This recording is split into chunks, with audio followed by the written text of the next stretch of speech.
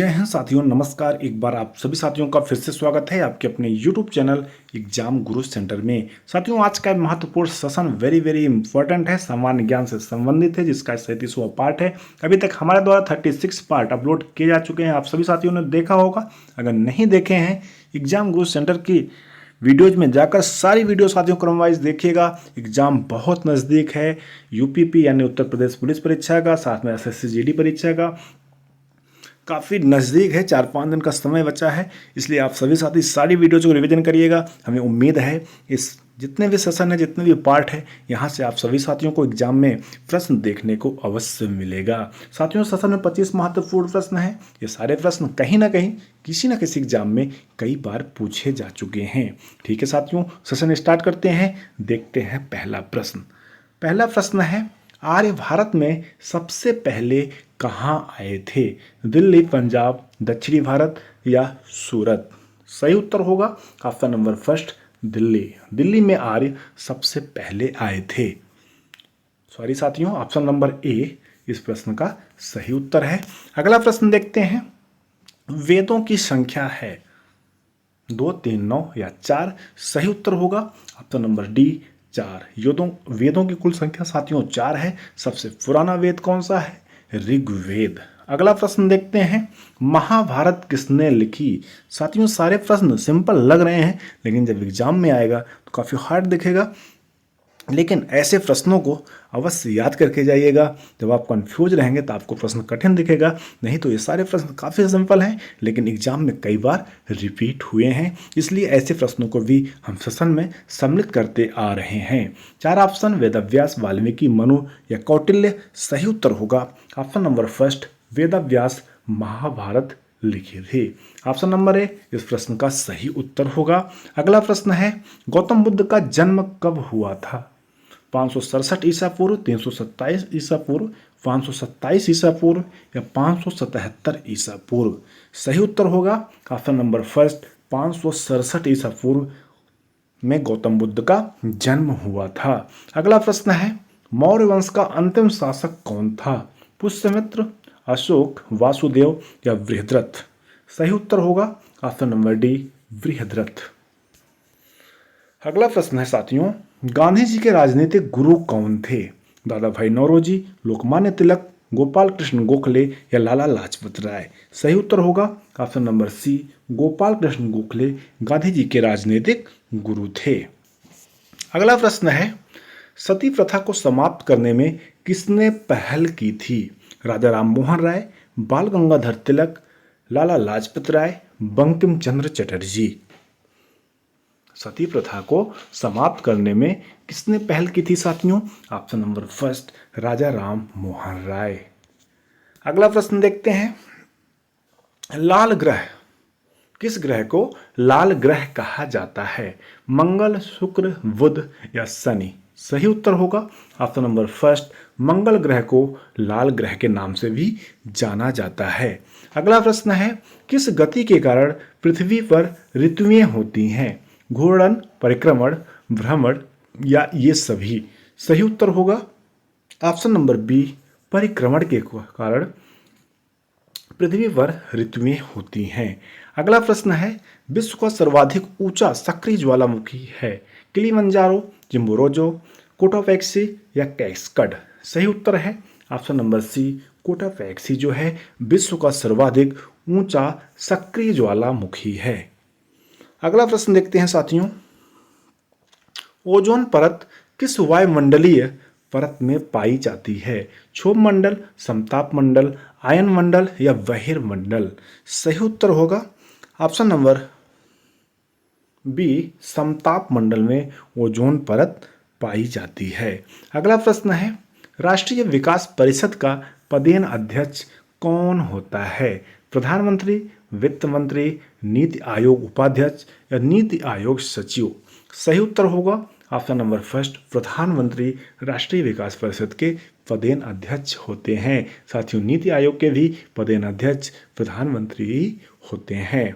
अगला प्रश्न है, योजना अवकाश काल किस अवधि को माना जाता है? 1965 से 68, 1990 से 92 या 66 से 69?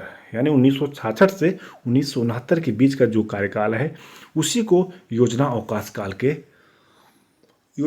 काल माना जाता है, यानी ऑप्शन नंबर सी इस प्रश्न का सही उत्तर होगा।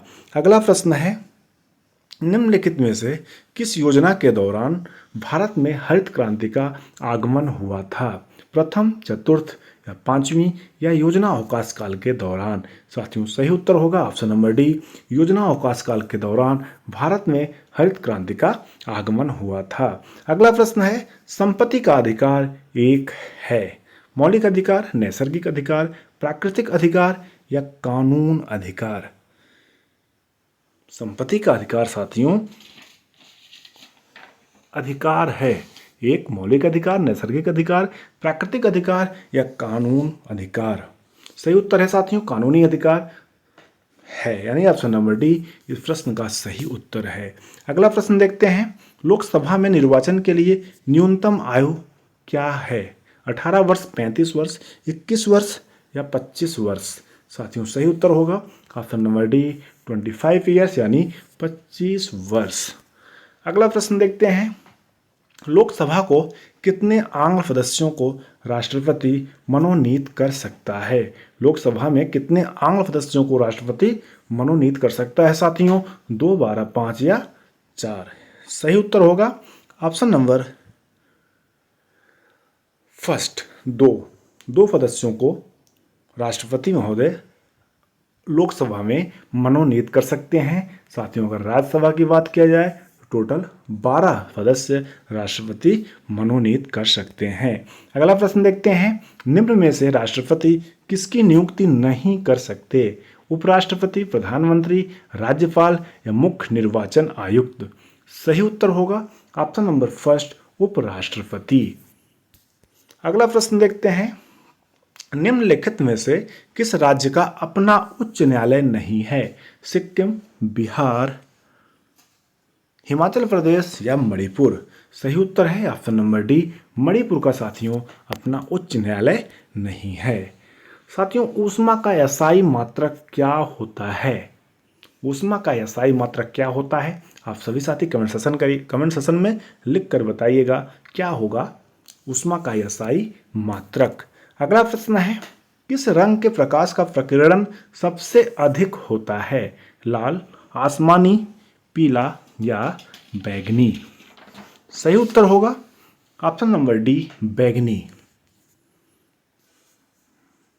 किस रंग का प्रकाश का प्रकीर्णन सबसे अधिक होता है? लाल, आसमानी, पीला या बैंगनी? उत्तर कुछ सस्पेंस में लग रहा है साथियों, कमेंट सेक्शन में हम बता देंगे। जहां तक है बैंगनी इसका राइट आंसर होगा। अगला प्रश्न देखते हैं, प्राथमिक रंग किसे कहा जाता है? लाल, नीला, हरा या ये सभी? सही उत्तर होगा साथियों ऑप्शन नंबर डी, ये सभी। अगला प्रश्न है, गोबर गैस में कौन सी गैस प्राप्त होती है? साथियों वेरी वेरी इंपॉर्टेंट है, वेरी वेरी सिंपल है, रिपीटेड क्वेश्चन है, एग्जाम में पूछ लिया जाता है प्राय। इथेन, प्रोपेन, ब्यूटेन या मीथेन? सही उत्तर होगा ऑप्शन नंबर डी, मीथेन। अगला प्रश्न देखते हैं, सबसे कठोर तत्व है? सोना, एल्यूमिनियम, हीरा या चांदी? सही उत्तर होगा ऑप्शन नंबर सी, हीरा जो है साथियों सबसे कठोर तत्व के अंतर्गत आता है। अगला प्रश्न है, सेशन का अंतिम प्रश्न है, वयस्क मानव में दांतों की कुल संख्या है? 28, 30, 32 या 34? सही उत्तर है ऑप्शन नंबर सी, 32 यानी 32 वयस्क मानव में दांतों की कुल संख्या होती है। साथियों सेशन कंप्लीट हुआ, हमें उम्मीद है आप सभी साथियों को सेशन अवश्य पसंद आया होगा। अगर पसंद आएगा तो लाइक करिएगा, ज़्यादा से ज़्यादा शेयर करिएगा, चैनल पर पहली बार आए हैं तो सब्सक्राइब करिएगा, साथ में बेल आइकन प्रेस करिएगा, जिससे कोई भी न्यू वीडियो बनती है तो आप सभी साथियों तक नोटिफिकेशन के माध्यम से सबसे पहले प्राप्त हो सके। ठीक है साथियों, समय बहुत कम बचा है, आज 15 तारीख हो गई, 16, 17 केवल एक दिन बीच में बचा है, इसलिए आप सभी साथी दवा की तैयारी करिए जिससे एग्जाम में बहुत अच्छा करके आएँ और अपना और अपने परिवार का नाम रोशन करें। Thanks for watching, best of luck, मिलते हैं नेक्स्ट पार्ट में। साथियों कोशिश रहेगी कि 400 प्रश्नों की एक सीरीज कल तक हम आपसे साथियों तक शेयर करेंगे, आप सभी साथी उसको देखकर अवश्य जाइएगा, उम्मीद है वहाँ से प्रश्न एग्जाम में देखने को मिलेगा। ठीक है साथियों, थैंक्स फॉर वॉचिंग, जय हिंद, नमस्कार।